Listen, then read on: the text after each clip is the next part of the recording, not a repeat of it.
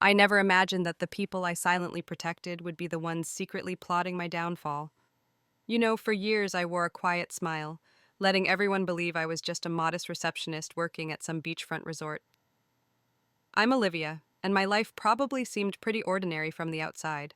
Nothing flashy, just another woman living a simple, quiet existence. But behind that simple facade, I was secretly running Sapphire Bay, a luxury resort empire I built entirely from scratch. Why keep it a secret? Well, love makes you do strange things sometimes, doesn't it? I married Ethan, who was charming and kind and genuinely believed he was different from his snobbish family. Vivian, my mother-in-law, was the queen bee, always impeccably dressed, always subtly reminding me of my place. And each year, as a quiet amusement, I watched her proudly announce to everyone how she had generously rented the best villa for the family's annual vacation, at my resort. Ethan, my husband, wasn't cruel, but he wasn't strong either. He would smile apologetically whenever Vivian casually belittled me, but never spoke up, not once. Every time he stayed silent, I felt something inside me break a little, but I convinced myself that patience and understanding were forms of strength. But life has a funny way of forcing you to see the truth clearly. One evening, during a family dinner, I stepped into the kitchen unnoticed. That's when I heard Vivian whispering to my sister-in-law, Amanda, about their plans to introduce Ethan to someone else, someone they considered more suitable. My heart clenched painfully, not just at their cruelty, but at how casually Ethan's mother was planning to replace me, and how confidently she expected him to agree. The worst part? Ethan never once defended me, never once challenged their plan. He simply sat quietly, allowing it all to unfold. In that instant, something shifted in me. A voice inside me whispered clearly, "How long will you let others define your worth?" For the first time, the quiet hurt inside me turned into a clear, undeniable resolve. The upcoming family vacation, the very one Vivian always used to humiliate me, would be different. This time, I wouldn't silently accept their contempt. This time, I was ready to stand tall and reveal exactly who Olivia really was. What none of them knew was how profoundly this weekend would change not just my life, but theirs too. That weekend arrived quicker than I'd anticipated. I drove to Sapphire Bay ahead of everyone, taking a private route only known to me and the senior staff, quietly slipping into my own resort as just another anonymous guest. The staff greeted me warmly but discreetly. They'd long grown accustomed to their boss pretending to be nobody special. This irony usually made me smile, but today it felt bittersweet. Standing alone on the balcony overlooking the ocean, I let the gentle breeze calm the turmoil inside me. Vivian and Amanda's cruel plan to replace me with Serena replayed vividly in my mind, each whispered word still sharp enough to pierce. But what haunted me even more deeply was Ethan's silence. The man I'd trusted implicitly had done nothing, said nothing, to defend me. That painful realization was the final push I needed. Staring at the ocean, breathing deeply, I made a quiet but unwavering promise to myself. This would be the last time I'd allow anyone to diminish my worth. The subtle cruelty I'd endured, the dismissive smiles, the constant undermining from Vivian, it all had to end. In that moment, clarity filled me. I understood, perhaps for the first time, that by allowing them to underestimate me, I'd also played a part in my own pain. It was time to change the script, not for revenge, but to finally reclaim myself and set healthy boundaries. The faint hum of familiar cars approaching broke my thoughts, signaling Ethan and his family's arrival. My pulse quickened slightly, not from fear, but from determination. Today would be different. Today, for better or worse, everything would change. I didn't know exactly how they would react, but I was finally ready. I wouldn't shrink away anymore. I'd face them not as the person they had decided I was, but as the woman I truly had become. As the family arrived in a procession of luxury cars, I watched quietly from the villa balcony, my heart thudding in a rhythm of both anxiety and determination. Vivian stepped out first, poised and regal as always, eyes scanning the property with an air of casual ownership. Behind her, Amanda followed, chatting animatedly with Serena, whose expensive sunglasses and designer dress radiated exactly the kind of status Vivian admired. And then there was Ethan, my husband, smiling politely but detached, allowing his mother to guide him like always.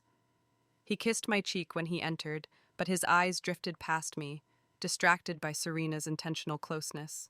My heart tightened and sadness washed over me, but this time I refused to bury it. Dinner arrived swiftly, and the dining table sparkled with fine china and crystal glasses. Vivian gracefully directed each person to their seat, placing Serena noticeably beside Ethan, while assigning me to the farthest spot from him. Ethan glanced briefly in my direction, unease flickering in his eyes, but as always, he stayed silent. The meal progressed, conversation dominated by Serena's stories of extravagant parties and her father's connections. Each laugh, each approving nod from Vivian, felt like subtle knives piercing my chest. Ethan laughed politely along, his smile strained but present, the warmth I once knew replaced by polite neutrality. Eventually, Vivian's voice sliced through the murmured conversation. "Olivia, darling," her tone sugar-coated in disdain, "could you please check why the air conditioning isn't working properly? Surely someone with your hospitality skills can handle that little inconvenience." The room grew quiet, tension tightening like a wire about to snap. Ethan briefly lifted his gaze but quickly dropped it again, silence speaking louder than any words. This was the moment. My moment to finally set myself free from the chains I'd unknowingly worn for years. I gently placed my napkin on the table and stood calmly. My heart pounded as every eye turned toward me, curious yet dismissive. "Actually, Vivian," I spoke gently, clearly, "I won't be handling that issue." "But someone will shortly." Vivian's brows furrowed slightly, confusion flickering briefly in her perfectly controlled expression. "Excuse me?" I reached slowly into my purse, pulling out the engraved Sapphire Bay Master Keycard, feeling its cool metal against my fingertips, solidifying my resolve. My voice remained steady, stronger with each word. "Allow me to formally introduce myself. I'm Olivia Thompson, CEO and owner of Sapphire Bay Resorts." A stunned silence settled immediately, the only sound a distant wave crashing onto the shore. Serena's jaw dropped slightly, Amanda stared blankly, and Vivian's lips parted, speechless for perhaps the first time in her life. Ethan's eyes met mine, and in that instant I saw a flicker of regret, but also resignation. Vivian broke the quiet first, voice trembling between shock and outrage. "What kind of sick joke is this, Olivia?" "It's no joke," I replied softly, placing my official Sapphire Bay ID on the table, allowing it to gleam quietly beneath the chandelier's gentle light. "I've owned this resort, and 17 others, for nearly a decade. I simply chose not to flaunt it." Vivian's eyes widened, shock quickly transforming into anger. "You've been lying to us?"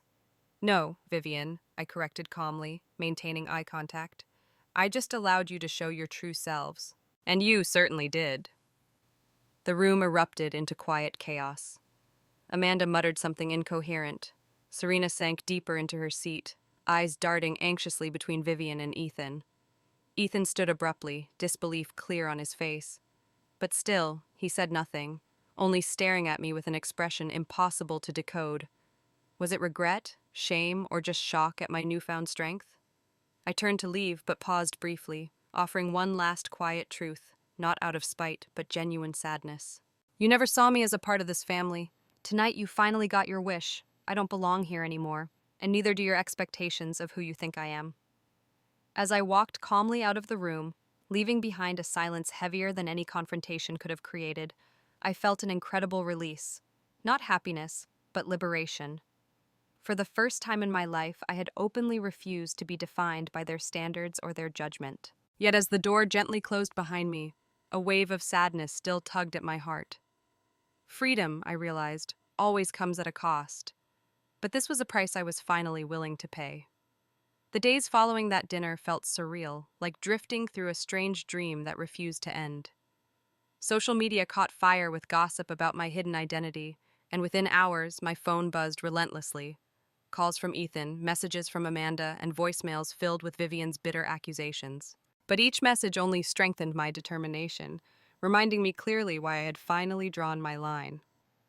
On Monday morning, as sunlight spilled gently into my corporate office, a sharp knock startled me from my thoughts. Serena stood hesitantly in the doorway, dressed immaculately yet visibly shaken. I gestured silently toward the chair opposite me, watching her quietly take a seat, eyes nervously fixed on her perfectly manicured nails. "Olivia," she began, voice trembling, avoiding my gaze. "I swear I didn't know you owned the resorts. Vivian never told me anything. I never intended—" I raised a hand gently, cutting off her hurried apology. "I know," I replied softly, surprising even myself with the compassion in my voice. "This isn't entirely your fault, Serena. But you allowed yourself to be used. Her eyes lowered, ashamed. Vivian promised opportunities. My father's business was struggling.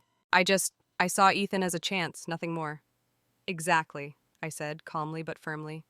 You forgot he was already married, and to a real person, not just a stepping stone. The silence lingered awkwardly until another knock broke it sharply. Vivian appeared behind Serena, composure barely held intact, face a perfect mask hiding a storm beneath. Her voice rang out like ice. I see you're enjoying your newfound power, Olivia. Vivian, I said steadily, forcing a calmness I didn't feel. Power isn't new to me, only your awareness of it is. Vivian stepped forward, eyes narrowed with barely contained rage. You deceived us, your own family. Family? I echoed softly, feeling the word taste bitter in my mouth. You never once treated me as family, Vivian. You treated me like a resource, one that could be discarded the moment something better appeared. She bristled, chin rising defensively. You misunderstood everything. Ethan loves you. He just struggles with confrontation. Confrontation? I asked quietly, sadness heavy in my chest. Standing up for your spouse isn't confrontation, it's decency. Ethan made his choice, and so did you. She hesitated, eyes flickering momentarily toward Serena, now shrinking into her seat. The facade Vivian had carefully built began to crack, revealing something deeper, fear. Olivia, think about this clearly. Our family reputation, it affects you too. No, I replied calmly, meeting her eyes directly. I spent years believing your approval defined my worth. I won't make that mistake again. Suddenly, Maria appeared at the doorway, holding a tray of tea with trembling hands. Vivian spun sharply, snapping angrily. What are you doing here? Can't you see we're busy? Maria flinched, eyes dropping immediately, her voice barely audible. I'm sorry, Mrs. Vivian. Before Vivian could say anything more, I stood abruptly, crossing swiftly to Maria's side. Placing a gentle hand on her shoulder, I spoke firmly, addressing Vivian directly. Maria is here because I invited her. She deserves respect, just like anyone else in this building. Vivian scoffed sharply. You're aligning yourself with the help now, Olivia? Is this your idea of rebellion? No, I replied calmly, my voice steady despite my pounding heart. It's my idea of dignity, something I realize now you've never truly understood. Vivian turned swiftly, her heels clicking sharply against the marble as she stormed from the office, leaving a stunned silence behind. Serena quietly rose, eyes wide with a new understanding, and whispered softly before leaving, For what it's worth, I'm sorry. As the door closed softly behind them, Maria finally raised her eyes, cautiously meeting mine. I saw reflected in her gentle gaze years of quiet endurance, exactly like mine had been. Thank you, Ms. Olivia, she whispered shakily, setting down the tea tray. For everything. I stood slowly, moving toward her, gently placing a reassuring hand on her shoulder. No one deserves to be treated the way Vivian treats you. Us. It's time we both learned to set stronger boundaries. She looked up, a small, grateful smile breaking through years of quiet sadness. And in that moment, I realized clearly that my journey wasn't just about my own freedom. It was about empowering others who, like me, had silently endured too much for far too long. But even as I reassured Maria, a quiet unease settled within me, warning that this confrontation wasn't yet over. Ethan hadn't responded, not a single call, message, or sign of regret. His silence, louder now than ever, forced me to confront a painful truth. Maybe the hardest battles weren't behind me. Perhaps the deepest wounds, the ones still waiting silently beneath the surface, were yet to come. A week later, Sapphire Bay held its annual charity gala, a night of elegance, glittering gowns, and polite smiles masking whispered judgments. I'd almost decided not to attend, but deep inside, I knew I had to face whatever awaited me head-on, even if it meant confronting a painful truth.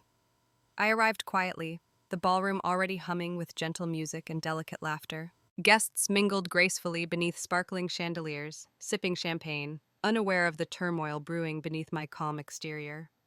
My heart skipped when I spotted Ethan across the room, standing near Vivian and Serena, looking perfectly comfortable in their company.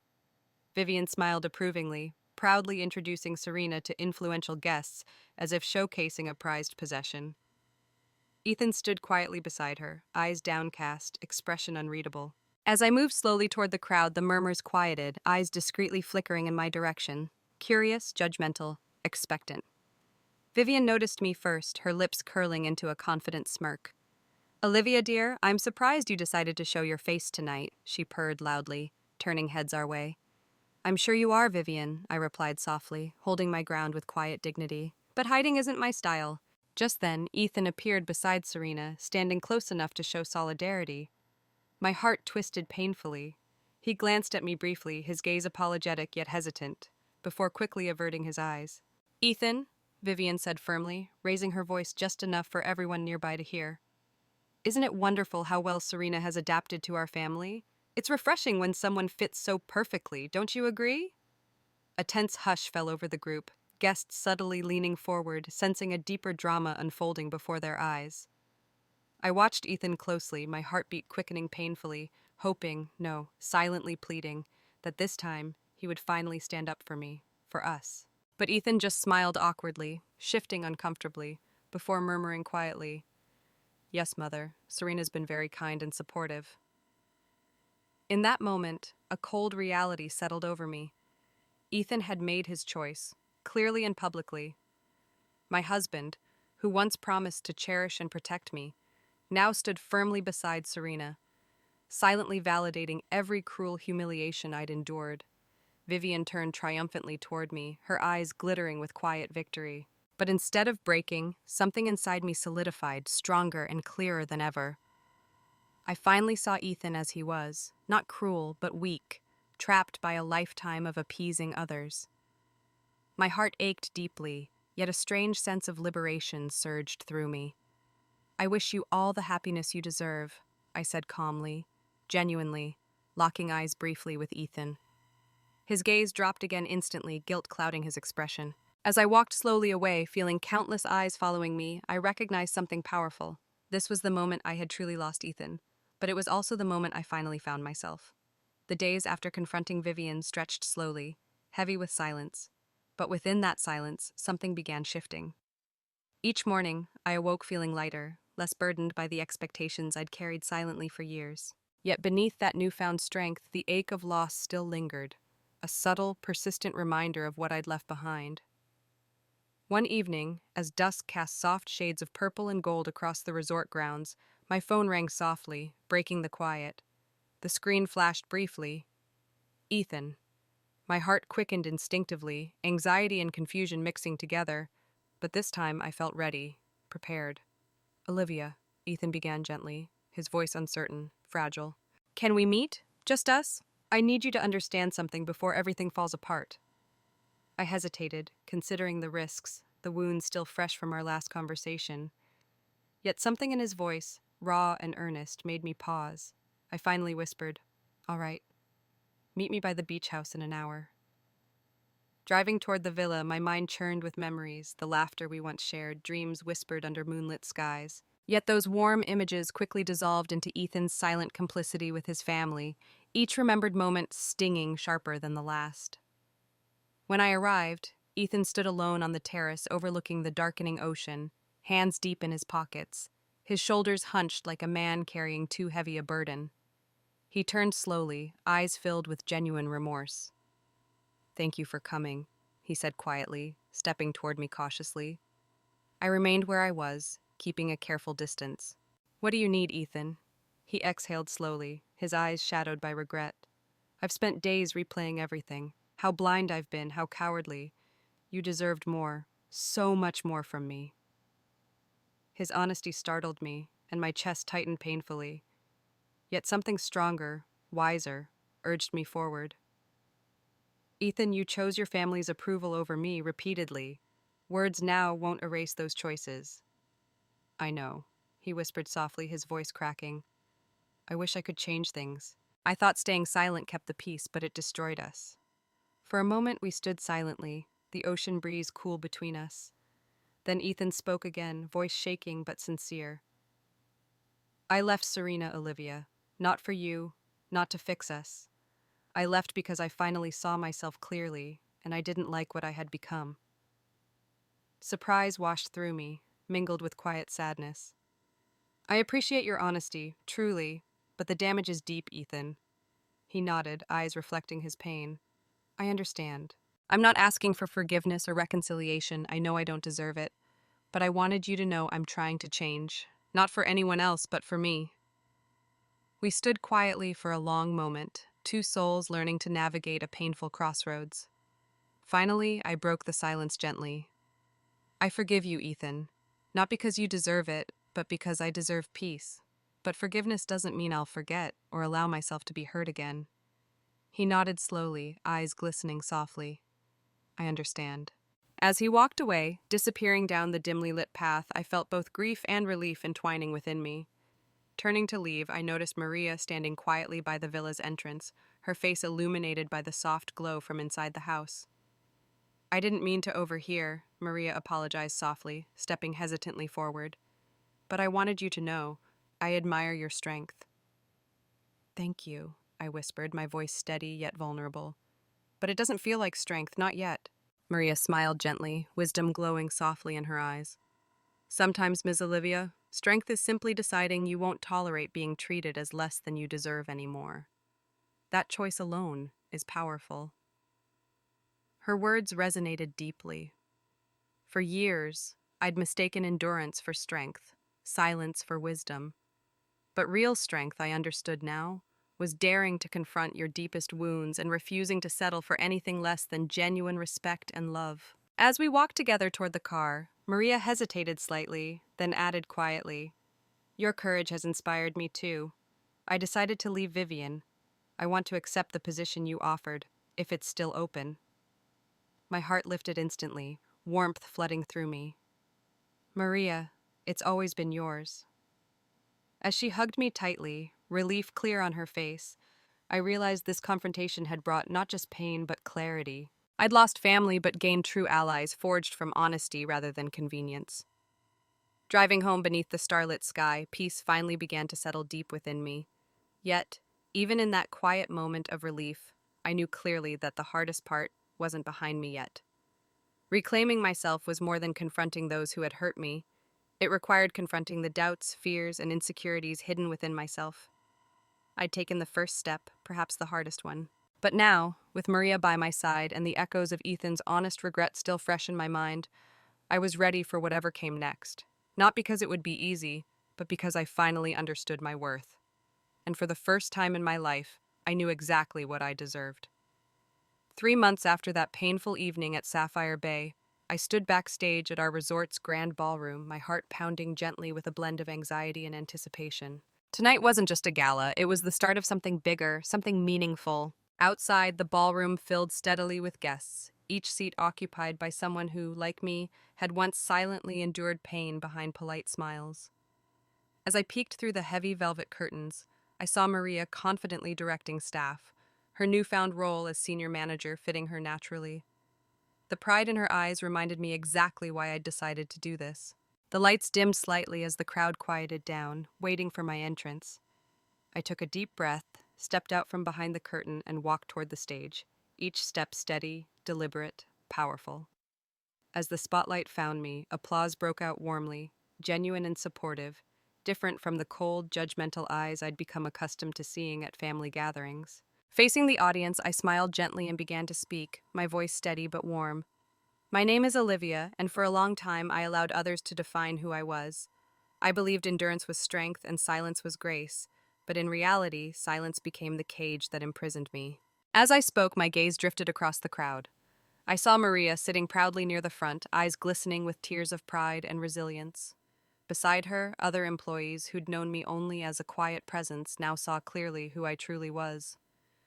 My words resonated softly but firmly, echoing gently through the ballroom, reaching into every corner of the room, and perhaps even deeper, into the hearts of those silently bearing their own pain.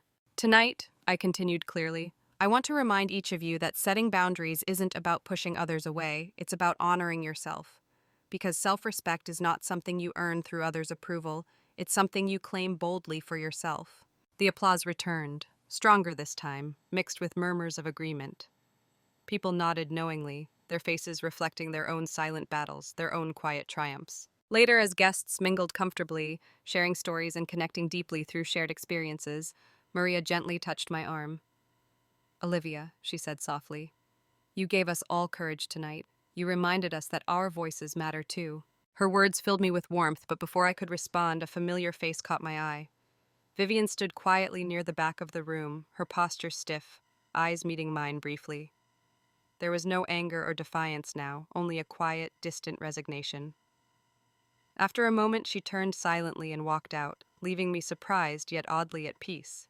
Maria touched my shoulder gently. Some people only see clearly when it's too late, she said softly.